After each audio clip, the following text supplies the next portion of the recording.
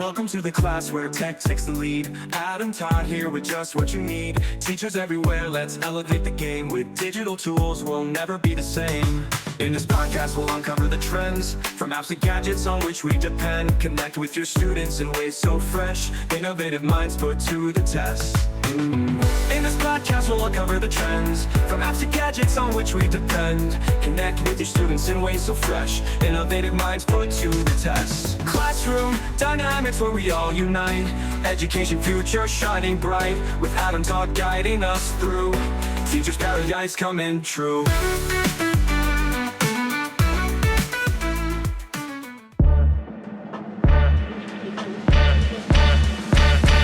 Classroom Dynamics is supported by Logitech. As education continues to evolve, so does Logitech Education, your partner in content creation for the classroom.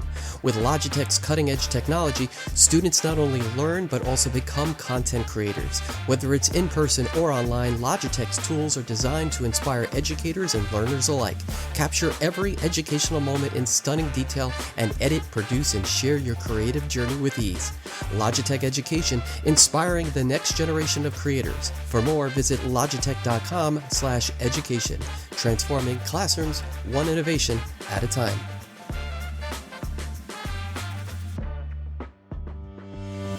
Welcome to Classroom Dynamics, the podcast where we unlock the future of education.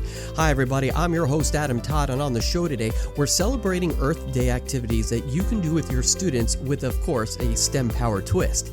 So, how can we inspire students to think critically about sustainability, problem solve for the planet, and engage in hands-on STEM activities that actually make a real impact?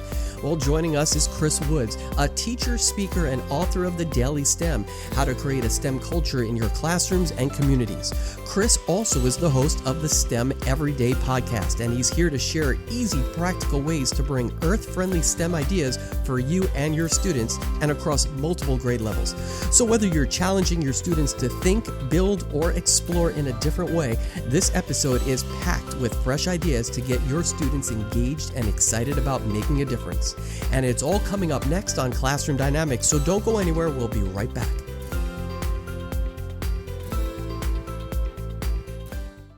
Looking for the ultimate laptop protection? The Higher Ground Gear Shuttle 3.0 CS keeps your device safe, cool, and secure wherever you go. With its always-on design, your laptop stays protected at all times, while Clean Shell technology makes cleaning easy.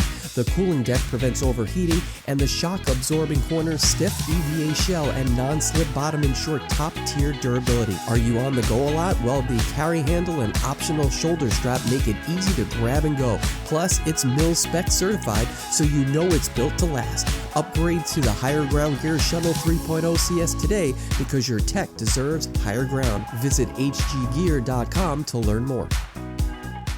Today, we're focusing our attention on Earth Day inspired STEM ideas with Chris Woods, who is an educator, a speaker, author, and the host of the STEM Everyday podcast. Chris is all about making STEM accessible and engaging for students of all ages. And today, he's here to share some of his creative ways to bring sustainability and hands-on learning into your classroom. So welcome to Classroom Dynamics. It's so nice to see you.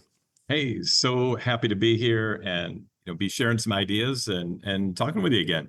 Yeah, I had the opportunity to be on your podcast about a year ago and had a blast. So I'm really glad you're able to come on to ours this time. Yeah, it's a treat. Always love being able to share STEM ideas and give educators, because frankly, so many educators were just looking for ideas. That's the big thing we need, right? That's it. That is, I mean, honestly, that's what I think most teachers, especially with STEM related work, are looking for, because I don't know if they really understand fully what STEM truly is in a classroom or what it's supposed to look like. Yeah. And sometimes it can be just those real simple things that we do just a little bit, Adam, like that's just 5 minutes, 2 minutes. And sometimes it's those bigger projects that we can, say, hey, it's Earth Day, it's Earth Week, it's Earth Month, and let's do something big and more exciting whenever we can to just get those kids engaged a little bit more with their learning. Your STEM Everyday podcast has been an incredible resource for educators looking to bring more STEM into their classrooms. Before we get started with our Earth Day related ideas, what inspired you to start your podcast, and what's one of the biggest takeaways that you've learned from what you've covered, and of course the guests like myself that have actually been on that you've interviewed over the last few years? Yeah, In fact, it's about 10 years ago. It started because somebody reached out and said, "Hey, we see in your bio, Chris, that you used to be a radio DJ in college." And I said, "Sure, I'd love to do a podcast for you." They were looking for a STEM themed podcast, and they saw I liked STEM. And I think a lot of us as educators, I mean, we're basically podcasters when we're in a classroom. We're getting the flow of a conversation going. We're keeping it going with our students, and every educator's got some great ideas to share. And so whether you're a guest on a podcast, Adam will invite you on to talk about what you're really good at. And and the best part for me, I love being able to dive into somebody's stories that they're sharing on a podcast. That's, to me, it's invigorating, it's exciting, and I get to learn. I get to hear about how people are doing STEM in different ways all across the country, all across the world. And that's what makes me better, and that's what makes it better for everybody else. You hit the nail on the head, right? Teachers are entertainers. We really are podcasters, the first podcasters, I guess, live podcasters, if you will, Yes. for kids, right? You always, 25, 30 kids in a class, you're always entertaining. You always have to be on, right? Yeah. And we can never be as, quote unquote, entertaining as a TikTok video or, whatever the next social media after that'll be. But if we can engage our audience, engage our listeners, and that's our students, and if we can have a great conversation with them, then it's great for them, and it's great for the learning that happens in our classrooms. So even though STEM, we all know that STEM stands for, science, technology, engineering, and math. When you put those together, it can mean a lot of different things to different people. How do you personally define STEM, and why do you think it's so important to be part of the classroom today? Yeah, it's so important that we keep adding those science, technology, engineering, and math connections outside of just that math and science classroom, or outside of just the STEM classroom, if you happen to have one at your school, because it intertwines with so many different curricular ideas. From a history lesson, you see the architecture, you see the innovations, you see the inventions that maybe shaped that civilization, to literacy, where every story has almost a graph that you can imagine of, the rising information, things happening in the story. You've got a climax, you've got a conclusion, and that's almost a graph. And there's always a problem that somehow gets solved through that story. And as kids move on past our fake kind of situations of education and out into that real world where they actually have to use the things that we've been teaching them, they are way more prepared for the world when they've thought through problem solving, when they've thought through how to face a challenge, iterate, and come up with something new, or they're just more understanding of all the different types of careers that are out there, because we could bring in a little short video of something that's a STEM career. And that just kind of sparks a kid's mind that, oh, STEM isn't just being a computer programmer, being an engineer, being a scientist, or a doctor. It's in every type of job and career out there. And that was even before AI and robotics and automation happened. What I find most fascinating about STEM is that it really can be put into any curriculum area. You can find any nook and cranny of any curriculum area, and it's going to fit. Yeah, it is. And sometimes educators maybe just haven't thought about it, or haven't said, oh, I guess I could add a little bit of STEM to this. And sometimes that's because we think it's got to be a great big long project. It's got to be a day or a week. And none of us have time for all of that all the time. So yeah, maybe we have time for one big project at, per marking period or something, but it's those little things we can do every day. A quick challenge, a quick idea, something that gets kids thinking. It's true, and it's a great point. So let's look at the teacher who's afraid to do that, right? Yeah. We do have a lot of teachers, especially those who don't have a science or an engineering background. They might feel very intimidated by STEM because of what you just said. Is it a big project? How do I fit little ones in? So what advice do you have for educators who might be hesitant to introduce STEM activities into their classroom? Yeah, I think the biggest thing, Adam, is that you just have to try something. And maybe it works, maybe it doesn't. Maybe you say, hey, we're just going to try creating a stop motion video, using some things, some items from nature. And maybe it goes real quick, and maybe the kids can figure it out, and maybe the kids don't. And they end up just learning how stop motion works, and they get to kind of find some cool stuff from nature to put into it. But maybe they don't ever actually get that video made, but the kids got to think differently. They got The to think process. creatively. Yeah. Yeah, the process was taken into consideration, and they went through that at least. Yep. And sometimes that's all it takes. It's not always going to work out. I mean, all the projects I've done have not worked out. Some of them have, and some of them have been phenomenal. But every single thing that I do with a kid that incorporates some STEM learning, those kids are learning, and it's sticking in their brain a lot longer than if there was no hands-on piece, there was no extra connection. So you just made another great point. Sometimes it doesn't go well. So has there been a time where you introduced a STEM project that just, you're like, wow, I had it all planned out. I thought this was going to be great. That didn't go as I planned. That didn't end up the way I was hoping. Those kind of opportunities for the teacher sometimes when it doesn't work is also golden. But how do you balance all that? It's tough to balance because you want to be able to, when you get to that point where it's not working, or some kids maybe finish the project and some kids haven't, and there's like no end in sight to theirs, and you're like, but we really need to go on. We've got all these other things we have to learn. And so oftentimes what I do in situations like that is I'll say, all right, everybody's made some great progress. Some of you have got all the way to the end, and some of you have just figured out some things and figured out, like Edison, 1,000 ways that it didn't work. And let's just set aside all of our progress, all of our process, and let's keep going. And if we've got some spare time on another day, because, there's testing and some kids are finished early, or some kids, don't show up for class and things like that. Maybe there's an opportunity later on in the year for the kids to pull that project back out that they were working on and never finished. Sometimes you just got to do that and say, I'm going to figure out a way to give a grade to all of my students for the process that they've done, even if they didn't get all the way to that product I was hoping they would get to in our, of course, limited amount of time we've got. So what was a project that just you did and you're like, uh-oh? Well, you're halfway through it and you go, uh-oh. Yeah. I mean, this year it was giving kids the box top from those big boxes of printer paper that we get in our school office or wherever our copiers are. I took all those lids and kept stashing them for a while. And so I had enough for each group of 2 or 3 kids to make a cardboard pinball. And so that box top was their pinball game. And some kids, man, they went above and beyond and just kind of were able to conceptualize different ways to do it.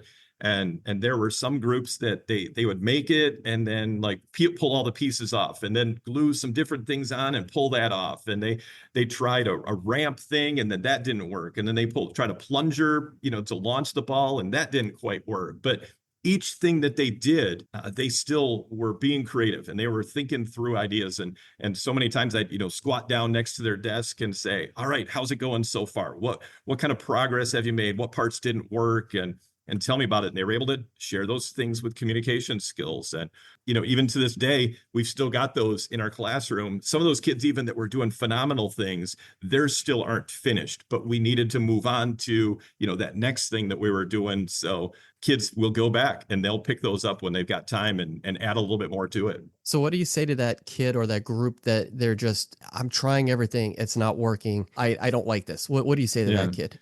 Well, I'm sure that's happened, right? Yes, so, yes. Yeah. And I think the same thing we say, Adam, is what we would expect, in a classroom setting for us as educators. We're gonna turn to that teacher down the hall and say, hey, I'm not getting this to work. Can you lend me a hand? And it's okay for us to ask for some help and get some ideas as educators, as adults.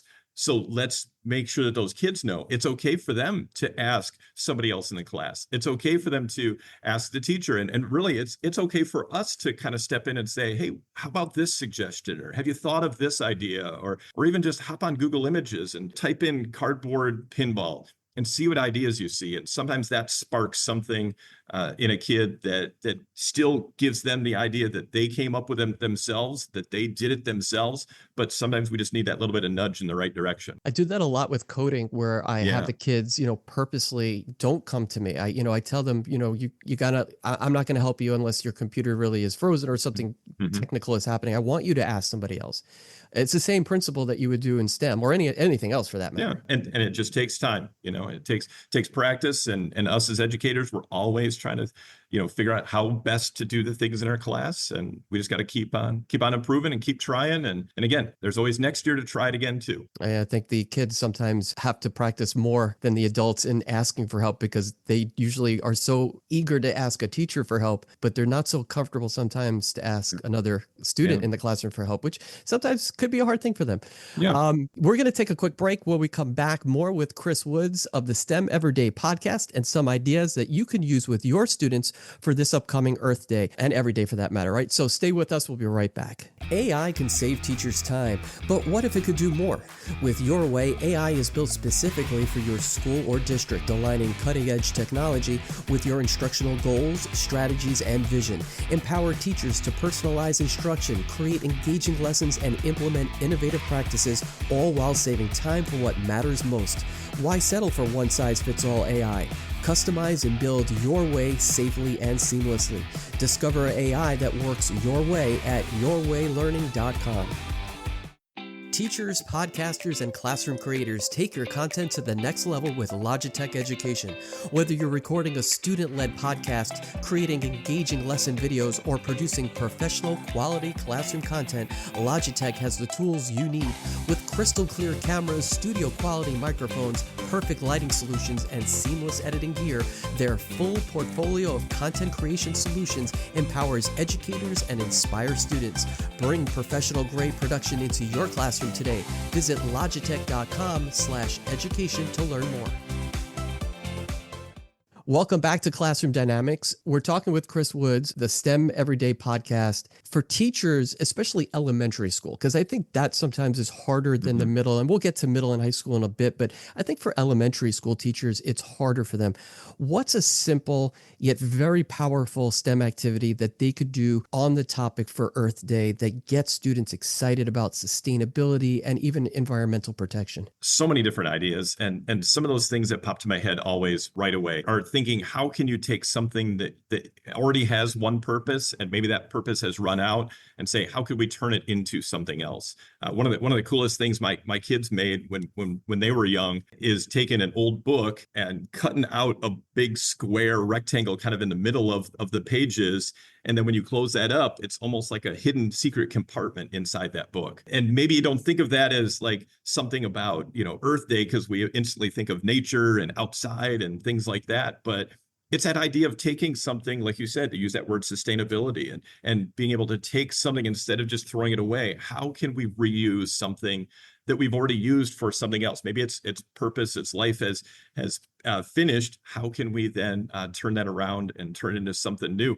And people I've seen too, they'll take old books and fold the pages and turn them into these almost like three-dimensional art pieces. And I'm sure educators, if you've seen those, or if you haven't, hop on Google Images and just type in art made of books or things like that. Or taking an old shirt, turning it into something, taking cardboard and recyclables. I think so many teachers have realized that that's one of the best things for cheap, simple resources in your classroom. One of my favorite things with that is to take a clear plastic water bottle and cut that top part off and then put some dirt in there. And instead of just putting the seed right in the middle, but to put the seed on the side. And because that's clear and you set it in your school classroom windows or wherever, you can see those roots grow down before that seed even sprouts out the top.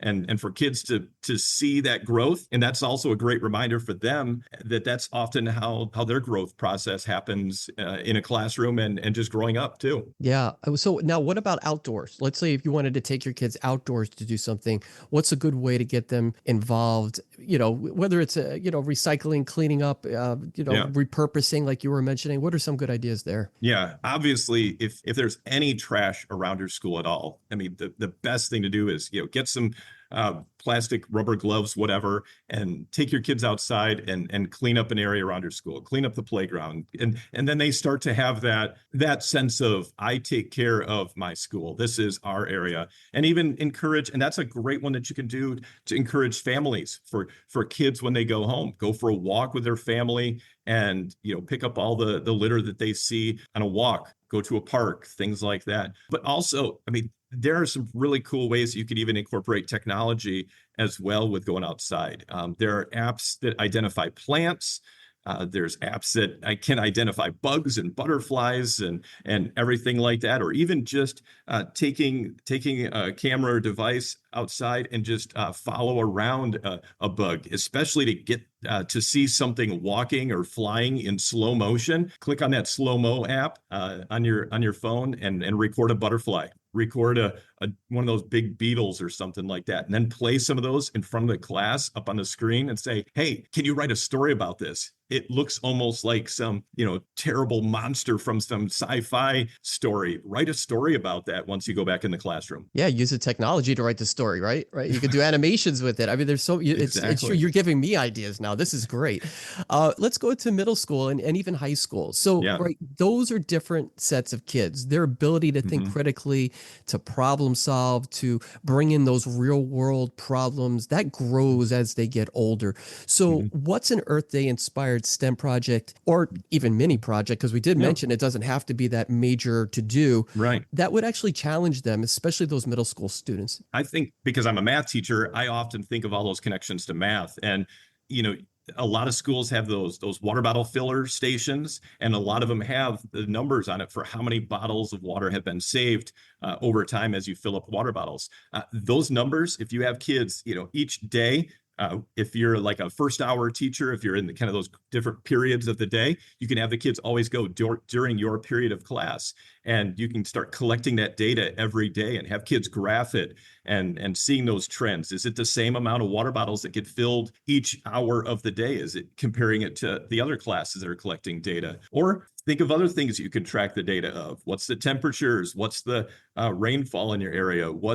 Another way to do it is how much trash does your classroom throw away?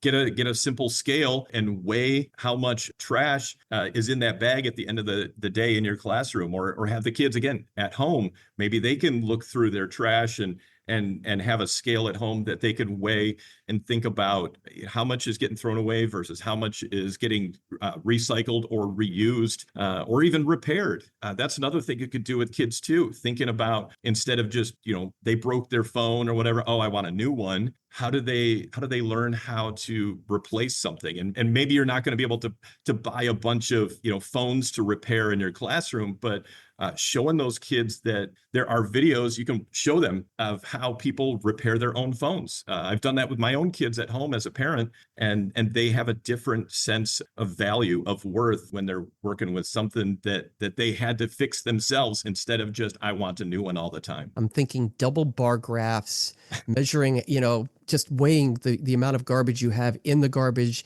and then taking out the garbage that could be recycled. Now, what do you have? Or composted. Yeah. Oh my goodness. I see. I love that you're giving me ideas. You can even order, worms. A lot of schools will do things like that. You can get worms and start that vermicomposting. You can then take that soil that they create and, plant the seeds. You can even track how much growth, if you do the planting seeds in a water bottle, you could do that as well. But then, of course, there's also, a wide variety of other things too. It could be as simple as maybe just learning a few bird calls, for a week. And next week, let's see if we can identify some different trees from just their bark. Or maybe we can, take some different types of bark and things outside and turn that into a collage on a piece of art. Or maybe if it's not art, maybe you can turn it into letters of your name or letters of your school or your class name or something. You just added the A for STEAM. Oh, it's in there. That A for STEAM is always there, whether we notice it or not. You're right. It's always there. So let's go to high school now. Students that go to high school, they can go and make an even bigger impact because now they're really getting up there. So what are some really cool out of the box ideas that they might want to try if you're a high school teacher?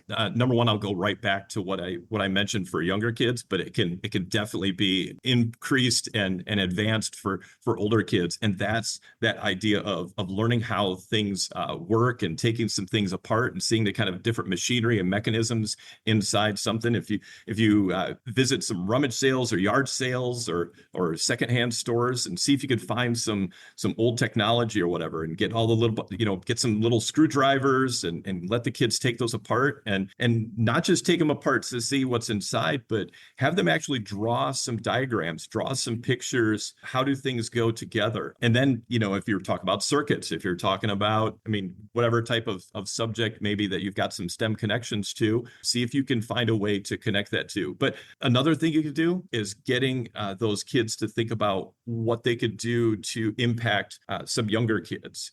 Could they make some puzzles? Could they make some games? Could they fix some toys or things, or create some things for kids in younger grades? And another one, like a time capsule. I know that maybe doesn't quite seem that connects with Earth Day, but it actually does when you start to think about, maybe you can think through what kind of technology and what kind of things are being used today, and what kind of things would be used, for a class 10 years from now.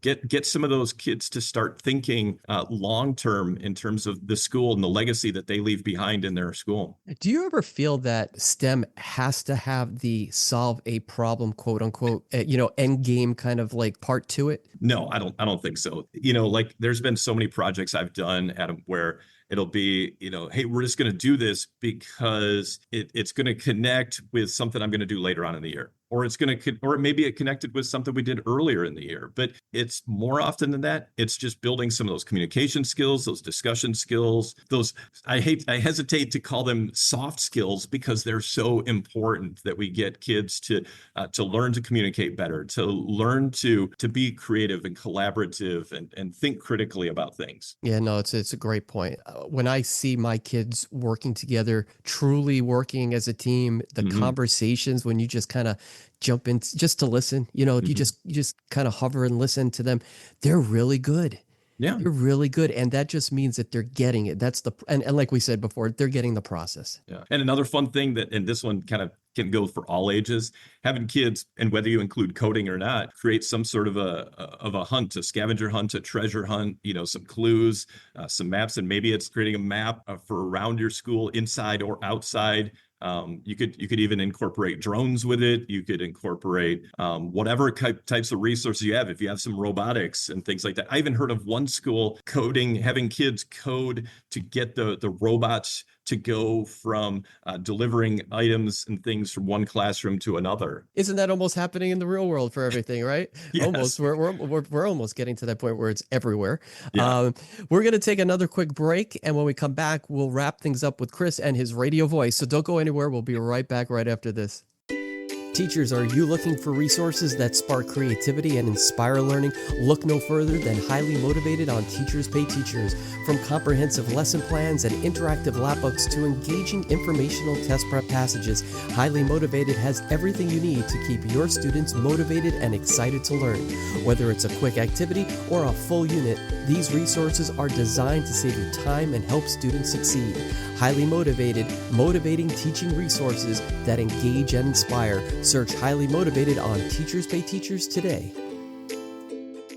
So, Chris, as we wrap up, what's one final piece of advice that you'd like to give to teachers who want to make STEM just a bigger part of their classrooms? They haven't really got into it, or they maybe tried a little bit, not just for Earth Day, but again, for every day. The biggest thing, Adam, is just try something. Hop online if you're not sure, type in a topic that you're going to be doing, and, type in that topic, add the word STEM to it, and see what happens. Or if you like to use AI, do the same thing. What's a STEM idea that I could do that connects to this topic that's in my class? That's great advice. That's great advice, right? Because a lot of people are using AI, and I don't know if they actually ever thought of that. That's a great way to look at it. And it doesn't matter. Like I said, you could just be hopping on Google and typing in, and I've done that so many times myself, even, and you might think of me as a STEM expert. I've just typed in, demo of Newton's laws, demo of, surface area and volume, or a demo of whatever, and you'll be surprised at the types of ideas that are out there. And maybe you don't use that idea, but it sparks an idea in your own mind. And maybe it works, like we talked about earlier, and maybe it doesn't. But either way, you try something with your kids, and they're going to appreciate that. They're going to remember those things more than everything else. And again,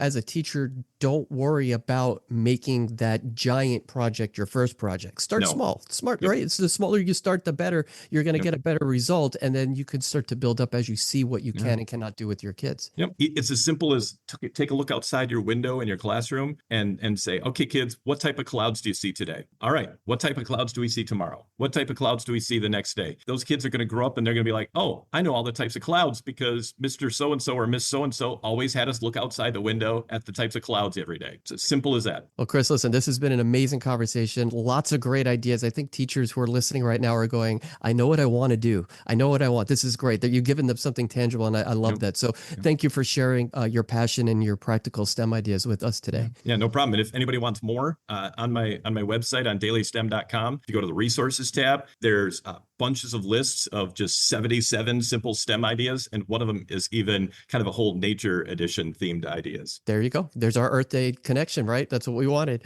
There you go. So teachers, whether you're just getting started with STEM or looking to level up your STEM lessons, remember small steps can lead to big impacts. Keep exploring, keep innovating, and more importantly, just keep inspiring your students, small or large, it's going to work.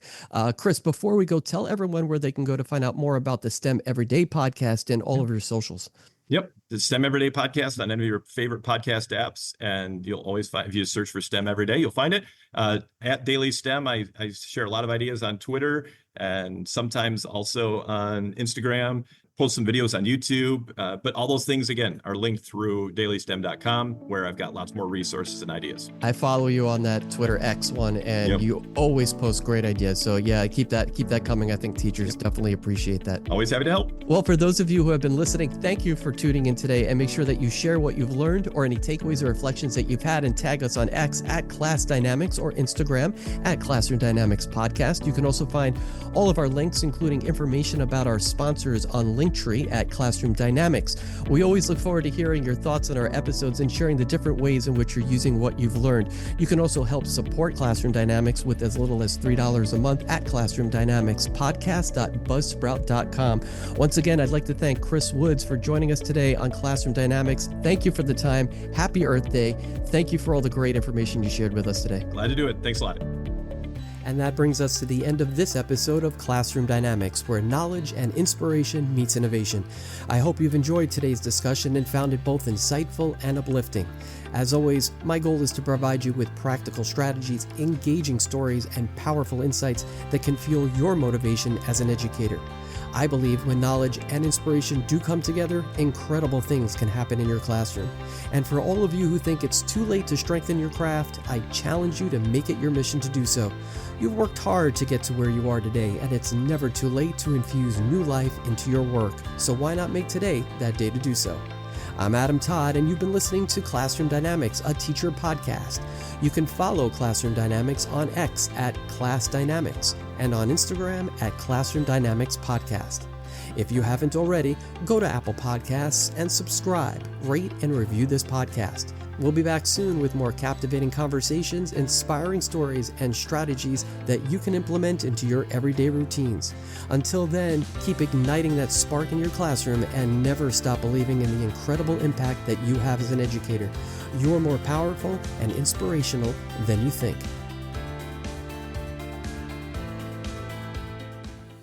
Did you miss our deep dive into robotics in the classroom? If so, we explored how Marty the robot is revolutionizing STEM learning by walking, talking, even dancing while making coding and problem solving more engaging than ever. Catch up now and bring robotics to life in your classroom. Yeah, there's really nothing like it in education. A humanoid robot, like you said, so it can walk, it can dance, it's got personality. You can also do social emotional learning with it in addition to coding and STEM. It can talk, and it can even talk in multiple languages.